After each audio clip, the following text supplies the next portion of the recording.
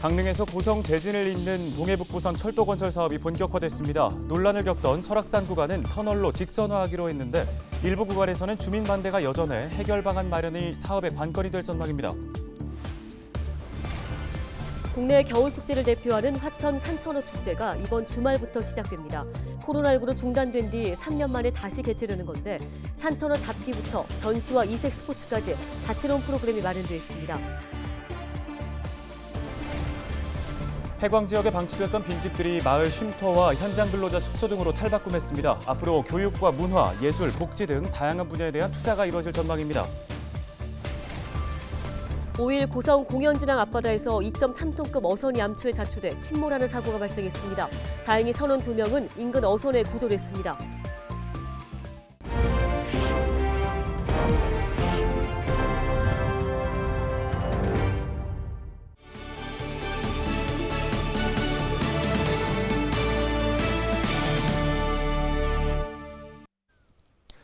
여러분 안녕하십니까? 헬로티비 뉴스입니다. 대륙 횡단을 향한 꿈이죠. 강릉, 속초를 거쳐 고성 재진을 잇는 동해 북부선 철도 건설 사업이 본격화됐습니다. 논란을 겪었던 설악산 구간은 국립공원의 터널을 뚫어 직선화하기로 했는데요. 올 하반기 착공에 2027년 개통한다는 계획인데 일부 구간에서는 주민들의 반대가 여전합니다. 네, 이를 어떻게 설득하느냐가 사업의 관건이 될 것으로 보입니다. 최성식 기자입니다. 강릉에서 속초를 거쳐 고성 재진을 연결하는 동해북부선 철도 건설 사업이 본격화됐습니다. 지난 1967년 해당 노선이 폐지된 지 무려 56년 만에 다시 복원되는 겁니다. 현재 춘천과 속초를 잇는 동서고속철도와 포항에서 삼척을 연결하는 동해선 건설 공사가 진행 중이고 여기에 동해북부선도 본 공사에 들어갑니다. 동해북부선은 강릉역에서 고성 재진역 간 111.7km 구간으로 강릉역과 재진역은 기존역을 개량하고 주문진과 양양, 속초, 간성역이 새로 들어설 예정입니다. 논란을 겪던 속초 진입 구간은 기존 설악산을 우회하는 노선을 변경해 터널을 뚫어 직선화하는 쪽으로 결론 났습니다. 급격한 곡선 구간으로 인한 사고 발생 위험을 줄이고 도심 구간을 통과하면서 발생할 수 있는 문제점을 해결하기 위한 방안이라고 강원도는 설명했습니다. 동해북부선 설악산 구간 터널 건설 예정지입니다. 터널 전체 길이는 약 7.6km 정도인데 이 중 실제 국립공원을 통과하는 구간은 700m 정도로 예상됩니다. 국립공원 통과라는 큰 산을 넘었지만 해결해야 할 과제는 여전합니다. 우선 강릉부터 양양, 속초, 고성 등 각 지역별로 확정된 노선에 대한 정확한 자료가 공개되지 않고 있습니다. 아직 환경영향평가나 실시 설계가 완료되지 않았기 때문이라는 게 국가철도공단과 강원도의 입장입니다. 천키구간 같은 구간에는 주민설명회를 지금 끝났고 초안이 끝났고 문안을 제출하려는 예정이고요. 그 다음에 기타 구간, 설악산 구간, 요 구간 같은 경우에는 이제 주민설명회 초안을 이제 제출하려는 단계입니다. 저희가 거기에 대한 거는 저희가 한 2월 정도에 주민설명회를 좀 할 거거든요. 선로 개설로 마을이 단절되거나 각종 피해 발생 우려에 대한 집단 민원도 해결해야 할 부분입니다. 역사 이전이나 마을이 단절이 돼가지고 문제가 있고 그다음에 노선 변경을 해달라 그러는데 주민들의 그런 내용들이 하나도 반영이 안 되고 국가철도공단과 강원도는 환경영향평가 초안에 대한 공람 공고와 주민설명회, 실시 설계 등을 순차적으로 개최한다는 계획입니다. 우리 도에서는 행정 절차의 조속한 마무리를 위해 사업 시행 주체인 국가철도공단과 그다음에 관련 시군이 유기적으로 협력하여 27년 개통에 차질없도록 준비해 나가겠습니다. 한반도를 넘어 유라시아 대륙 철도망 연결의 꿈을 실현하기 위한 동해북부선 철도 건설 사업. 국가철도공단과 강원도는 올해 하반기 본공사에 들어가 계획한 대로 2027년 개통이 목표라고 밝혔습니다. 헬로티비 뉴스 최성식입니다. 2023 화천 산천어 축제가 이번 주말 시작됩니다. 코로나19를 지나 3년 만인데요. 어느 때보다 철저한 준비를 마쳤다고 합니다. 산천어 낚시터부터 얼음 조각 전시, 또 겨울 스포츠 시설까지 다양한 프로그램을 준비했는데요. 네, 주말 나들이 계획하신 분들 산천어 잡기 이색 체험 해보시는 건 어떨까요? 전소영 기자입니다. 코앞으로 다가온 화천 산천어 축제가 손님 맞을 준비를 마쳤습니다. 실내 얼음 조각 광장엔 전 세계 유명 건축물을 본따 만든 조각들이 완성됐습니다. 화천 밤하늘을 환하게 밝힐 산천어 모양 등도 거리를 장식했습니다. 연일 이어진 강추위 덕분에 화천천도 꽁꽁 얼어붙었습니다. 현재 화천천의 얼음 두께는 약 36cm입니다. 역대 가장 두꺼운 두께로 얼어붙어 축제를 더욱 안전하게 즐길 수 있게 됐습니다. 얼음 밑에는 성인 팔뚝만한 산천어 100만여 마리가 강물을 헤엄치고 있습니다. 관광객들은 얼음에 뚫린 구멍을 통해 계곡의 여왕이라 불리는 산천어를 낚을 수 있습니다. 화천군은 방문객들이 낚시를 본격적으로 즐길 수 있도록 화천 숙박객들을 대상으로 얼음 낚시와 밤 낚시를 무료로 운영할 계획입니다. 겨울을 마음껏 느낄 수 있는 체험 행사도 준비됐습니다. 얼음 썰매, 얼음 축구 등 겨울 스포츠부터 겨울 문화를 즐길 수 있는 전통 체험장도 마련됐습니다. 특히 이번 축제는 안전관리에 심혈을 기울였다는 게 화천군의 설명입니다.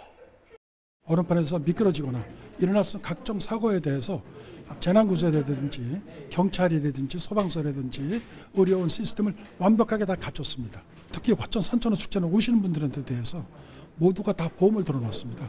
그래서 혹시 사고에 대해서도 사전 예방을 다 하고 안전에 철저하게 대비하고 있다는 상황을 말씀드립니다. 3년 만에 돌아온 만큼 만반의 준비를 마친 2023 화천 산천어 축제는 오는 7일부터 29일까지 23일간 이어집니다. 헬로티비 뉴스 전소연입니다. 강원도 교육청이 지난해 도내 초등학교 4, 5, 6학년과 중학교 2, 3학년을 대상으로 실시한 2022년 강원 학생 성장진단평가 결과를 발표했습니다.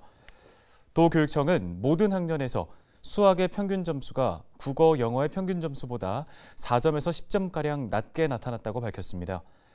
도교육청은 이번 결과를 바탕으로 학부모 상담 주간 운영, 방학 중 학습, 기초학습 프로그램을 통한 연계학습 등을 지원한다는 방침입니다.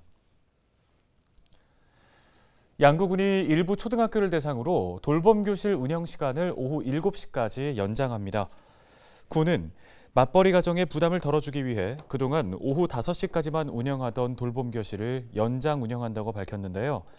올해는 양구초와 비봉초에서 시범적으로 운영하고 향후 수요를 고려해 단계적으로 확대할 예정입니다.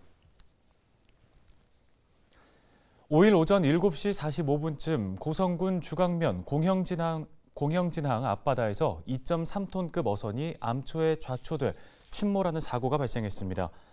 다행히 어선에 타고 있던 선원 2명은 인근에서 조업 중이던 어선에 의해 무사히 구조된 뒤 인근 병원으로 이송됐습니다. 속초해양경찰서는 경비함정과 해경구조대 등을 현장에 급파해 수중 긴급 조치하고 2차 사고를 예방했다고 밝혔습니다. 또 침몰한 어선을 인양한 뒤 공영진항으로 옮기고 정확한 사고 경위를 조사할 예정입니다.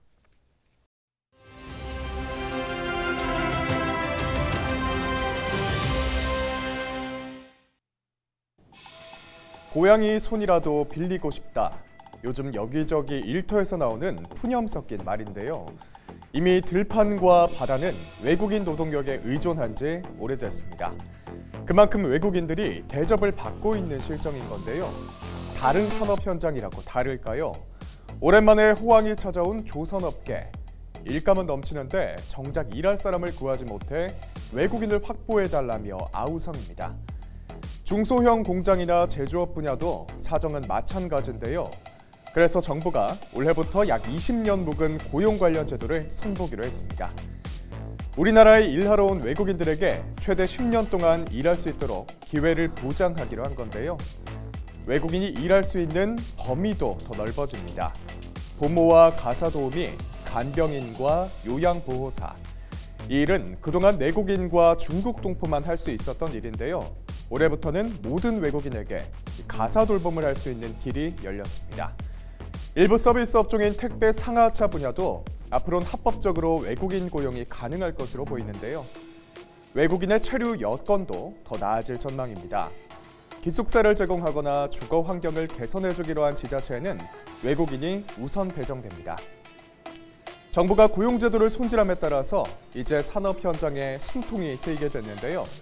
하지만 인구 소멸, 지방 소멸 위기 때문에 갈수록 외국인 노동력 의존도가 높아진다는 사실이 씁쓸한 현실입니다. 지금까지 데일리 브리핑이었습니다.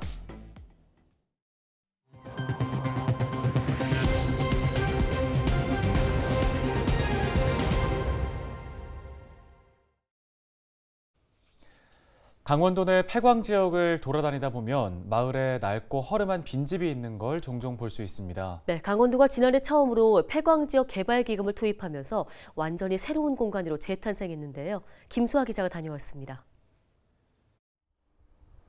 널찍한 창문을 통해 햇살이 들어옵니다. 거실과 또 다른 방에 더해 부엌과 화장실까지 갖췄습니다. 원래 이곳은 버려진 빈집이었습니다. 한때는 노숙자가 들어오거나 야생동물이 침입하기도 했던 이곳이 새 옷을 입은 겁니다. 정비 후 현재는 인근 공장 근로자의 숙소로 활용되고 있습니다. 주민들이 직접 도에 신청해 진행된 사업으로 만족도는 더욱 높습니다. 전에 리모델링 하기 전에는 마치 흉가처럼 좀 이렇게 많이 보기도 안 좋고 또 그랬는데 지금 뭐 이렇게 해놓으니까 뭐 마을 자체도 이제 이뻐 보이고 뭐 정리된 모습을 보니까 다들 좋아하십니다. 정성군 고한읍에 있던 폐허 수준이던 빈집도 새롭게 탈바꿈했습니다. 빈집이 있던 자리에 나무와 가로등, 벤치를 설치해 작은 쉼터를 조성했습니다. 치우고 흔집보다는 지금은 좀 싹 만들어 놔놓으니까 깨끗하고 오늘 댕기는 사람들도 좋고 우리가 보는 우리들도 좋고. 이번 빈집 정비에 투입된 폐광지역 개발기금은 400만 원. 강원도와 군이 각각 200만 원씩 지원했습니다. 강원도는 전년도 기금 740억여 원을 기준으로 이번 연도 기금 활용안을 구상 중에 있습니다. 강원도형 드론산업 육성, 풍요로운 빛의 도시 조성 사업 이외에도 교육문화예술진흥, 환경보건복지, 관광진흥 등 분야에서 강원도 폐광지역 진흥지구 개발 사업을 지속적으로 추진할 계획입니다. 또 웰니스 항로화 산업 특화단지 조성과 미인폭포 유리 스카이워크 조성을 계획 중이라고 밝혔습니다. 헬로티비 뉴스 김수아입니다. 제23회 강원도지사배 전국 얼음축구대회가 인제 남면 빙어호에서 열립니다. 인제군은 오는 26일부터 29일까지 나흘 동안 축구대회를 열기로 하고 13일까지 참가자를 모집한다고 밝혔는데요. 이번 대회는 일반부, 학생부, 인제군 읍면대항전, 군인부로 나뉘어 운영됩니다. 얼음축구는 빙판 위에서 즐기던 옛 산촌 지역 민속놀이를 계승한 운동입니다. 강릉시가 예비 청년 창업가 지원에 나섭니다. 강릉시는 청년 창업 성공률을 높이기 위해 희망 키움 청년 창업 지원 사업의 대상자를 모집한다고 밝혔습니다. 대상은 1월 1일 기준 강릉에 주소를 둔 만 19세에서 39세 이하 예비 창업가로 대상에 선정되면 한 사람당 최대 자금 1,000만 원이 지원되며 창업 교육 등을 지원받을 수 있게 됩니다. 신청은 9일부터 27일까지 강릉시 경제진흥과로 접수하면 되며 2월 중 10명을 선발할 예정입니다. 속초시가 2023학년도 춘천 향토학사 입사생 30명을 선발합니다. 신청 자격은 속초시에 주소를 둔 시민 또는 그 자녀로 춘천 지역 소재 2년제 이상 대학에 입학할 예정이거나 재학 중인 학생인데요.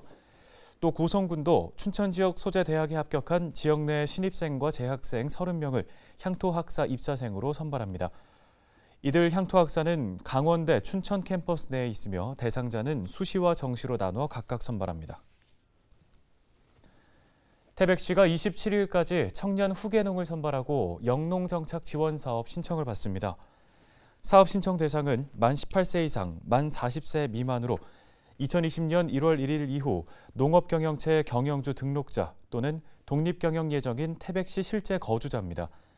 사업에 선정되면 독립경영 1년 차에는 월 110만 원, 2년 차에는 월 100만 원, 3년 차엔 월 90만 원을 지원받게 됩니다. 오늘 준비한 소식은 여기까지입니다. 네, 고맙습니다.